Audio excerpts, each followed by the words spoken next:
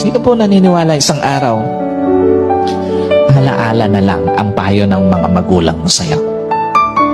At sino po naniniwala, isang araw, yung nanay na kasama mo ngayon, maaaring katabi mo ngayon, yung tatay na kasama mo ngayon, isang araw, aalalahanin mo na lang din.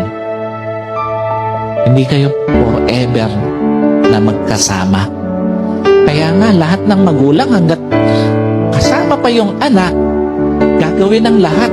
Ipapayo lahat ng mabuti, paaalalahanan ng anak kasi alam niya, isang araw, iiwan niya yung kanyang mga anak.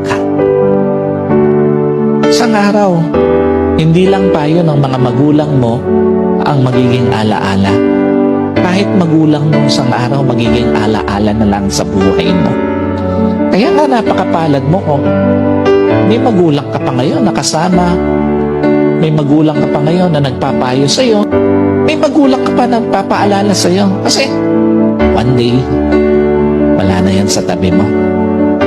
Yung mga payo niya, alaala na lang din sa buhay mo.